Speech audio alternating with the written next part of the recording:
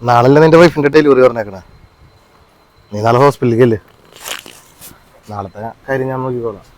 സത്യം പറഞ്ഞാൽ നീ ഉള്ള എനിക്കൊരു സമാധാനമാണ്. ഈ ഉറക്കം നിന്ന് വണ്ടി ഓടിക്കുമ്പോ കൈമാറി വണ്ടി ഓടിക്കാൻ നീ ഉണ്ടല്ലോ. അത് കുഴപ്പമില്ല ഏട്ടാ, ലോകം പോകുമ്പോഴല്ലേ പ്രശ്നം. അടുത്തൊക്കെ ഉണ്ടെന്നുണ്ടെങ്കിൽ എനിക്കത് കഴിഞ്ഞിട്ട് പോകാനോ. നമുക്കൊരു കല്യാണം കൂടാനോ കുടുംബത്തൊരാവശ്യത്തിൽ പങ്കെടുക്കാനോ നമുക്ക് പറ്റൂല. കാരണം നമുക്ക് എപ്പോഴാണ് ഒരു കോള് വരണമെന്ന് പറയാൻ പറ്റൂല. അത് വന്നു കഴിഞ്ഞാൽ നമുക്ക് ആ ജീവൻ രക്ഷിക്കുക എന്നുള്ളതായിരിക്കും നമ്മുടെ ചിന്ത. ഹലോ, ആ എവിടെയാണ്? എറിയാടാ? ഓക്കെ, ദേ പോരാ. എടാ കയറാം.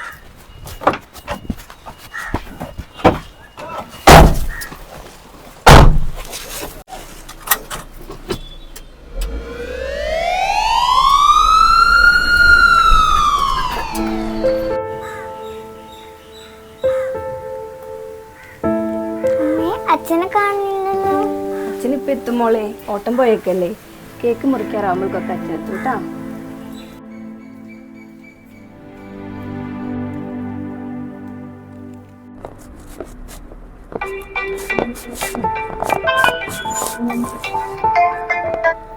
ഹലോ അച്ഛ, ഇന്നെന്റെ പിറന്നാളാന്നുള്ള കാര്യം അച്ഛൻ മറന്ന. അച്ഛന്റെ മോളുടെ പിറന്നാൾ അച്ഛൻ മറക്കോ? അതേ അച്ഛൻ ഗിഫ്റ്റ് ആയിട്ടൊക്കെയാണ് വരുന്നത്. അച്ഛൻ വന്നിട്ട് കേക്ക് മുറിക്കുള്ളൂ. അച്ഛൻ വരാണ്ട് ഒന്നും തിന്നൂല. ചിന്ന ഫോണും കൂടി തന്നേ. എത്ര നേരം അച്ഛൻ ഇങ്ങനെ വിളിച്ചോണ്ടിരിക്കുന്നത്? അച്ഛൻ വണ്ടി ഓടിക്കാൻ അറിയില്ലേ? അച്ഛൻ വന്നിട്ട് നമുക്ക് കേക്ക് മുറിച്ചാൽ മതി കേട്ടാ. അച്ഛൻ ഇപ്പൊ വരും.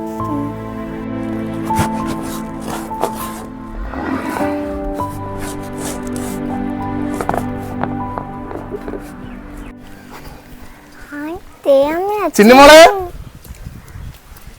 അച്ഛന്റെ മോളെ കാത്തിരുന്ന് മുഷിഞ്ഞ. എന്നാ ഇത് പിടി, അച്ഛനൊന്ന് കൈ കഴുകിട്ട് വരാം.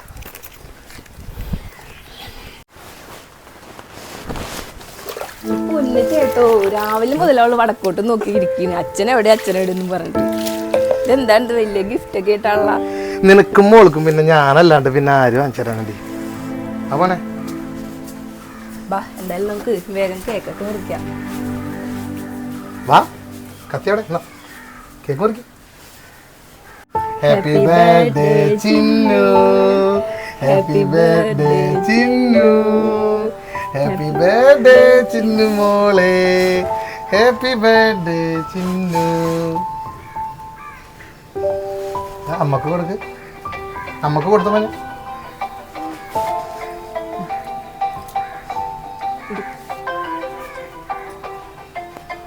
കൊടുക്ക, അമ്മടെ വയലിൽ വെച്ച് കൊടുക്കണം. ഹലോ, എവിടാ? അതെ വരണേ. ചേട്ടാ ഷർട്ട് ഇട്ടിട്ടില്ല.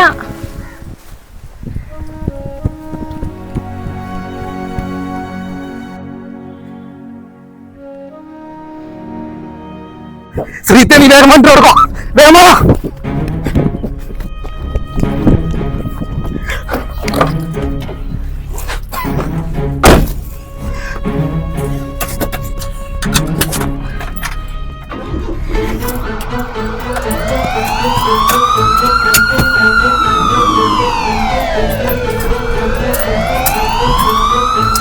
വേണ്ട വേണ്ട, എനിക്ക് വലിയൊരു accident.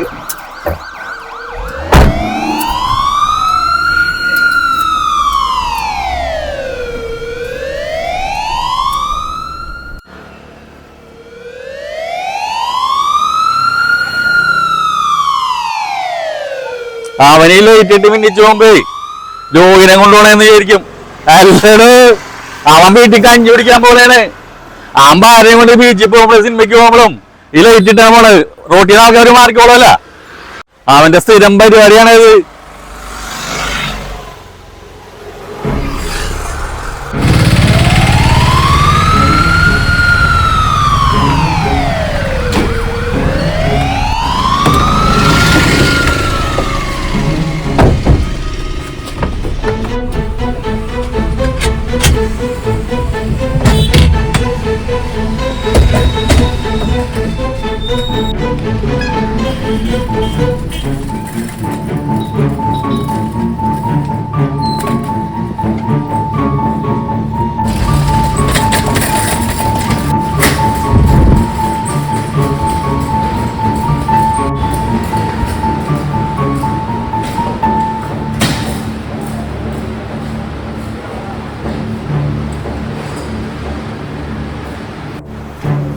Sir, an emergency case, please.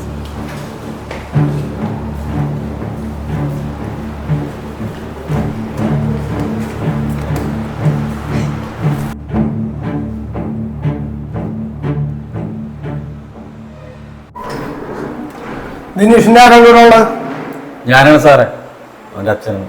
അപകടനില തരണം ചെയ്തിട്ടുണ്ട്. തലക്കേറ്റ ആഴത്തിലുള്ള മുറിവ് അതുണങ്ങാൻ ഇത്തിരി സമയം എടുക്കും. പക്ഷെ കുഴപ്പമില്ല, നമുക്ക് ശരിയാക്കാം. ഒരുപാട് നന്ദിയുണ്ട് സാർ, എൻ്റെ മകൻ്റെ ജീവൻ. നന്ദി എന്നോടല്ല പറയണ്ടത്, നന്ദി ആംബുലൻസ് ഡ്രൈവർമാരോടാണ്. അവർ തക്ക സമയത്ത് നിങ്ങളുടെ മകനെ ഇവിടെ എത്തിച്ചുകൊണ്ടാണ് എനിക്ക് എന്തെങ്കിലും ചെയ്യാൻ കഴിഞ്ഞത്. ഓക്കെ, ശരി.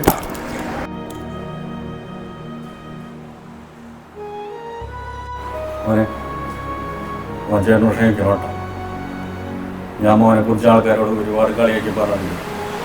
അവസാനം മോൻ തന്നെ വേണ്ടി വന്നത് എൻ്റെ മോൻ്റെ ജീവൻ എത്തിക്കാനാണ്. അത് കുഴപ്പമില്ല ചേട്ടാ. ഞങ്ങൾ ഈ ആംബുലൻസ് ഡ്രൈവർമാരോട് പലർക്കും പുച്ഛമാണ്. ഞങ്ങൾ സ്പീഡിന് വണ്ടി ഓടിച്ചു പോണ്, അതിൻ്റെ പേര് തന്നെ ഫ്രണ്ടിൽ നിന്ന് വണ്ടി മാറ്റി തരണില്ല. പലരും അതെ, ഞങ്ങളൊരു ജീവൻ വെച്ചിട്ട് മരണപ്പാച്ചിൽ വായും. അതാരും മനസ്സിലാക്കണില്ല. ഇതുപോലുള്ളൊരു സാഹചര്യം വരുമ്പോഴാണ് ആംബുലൻസ് ഡ്രൈവർമാരെ എല്ലാവരും മനസ്സിലാക്കുന്നത്. ശരി ചേട്ടാ. ചേട്ടാ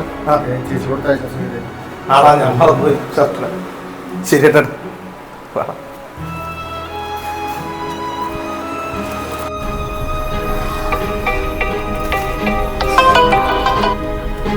ഹലോ. ആ ചേട്ടാ, വരാറായാ? അതെ, നമ്മളെ റോഡുമ്മലെത്തി. നീ ചോറെടുത്ത് നോക്ക്. മോളോ? ഇവിടെ ഒരാള് അച്ഛന് കൊടുത്ത കേക്ക് പോലും കഴിക്കാണ്ട് അച്ഛൻ പോയിന്നും പറഞ്ഞിട്ട് കരഞ്ഞു കിടന്നുറങ്ങി. പാവം, ചേട്ടൻ കൊണ്ടുവന്ന ഗിഫ്റ്റ് പോലും അവള് കയ്യിൽ നിന്ന് മാറ്റിയിട്ടില്ല. ഉടുപ്പ് ഊരാൻ ഒന്നിനും സമ്മതിക്കണില്ല. ചേട്ടൻ വന്നിട്ട് ഉറങ്ങുള്ളൂ എന്നും പറഞ്ഞോണ്ടിരിക്കുന്നു ഇത്രയും നേരം. എടീ, എനിക്കും വിഷമമുണ്ട്. അവളെ വെച്ച് നീട്ടിട്ട് കഴിക്കാൻ പറ്റത്തില്ല. എനിക്കും നല്ല സങ്കടമുണ്ട്. പക്ഷെ എൻ്റെ അവസ്ഥ ഇതായി പോയി. ആരെങ്കിലും വിളിച്ചാൽ ഓടിച്ചല്ലണ്ടേ. നീ വേഗം ചോറെടുത്ത് നോക്ക്, ഞാൻ ദേ എത്തി. ശരി എന്നാ.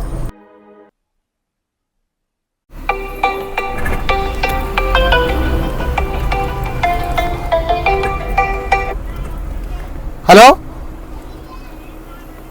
എവിടാ? ആ ശരി, ഓക്കെ, ഇപ്പത്താ.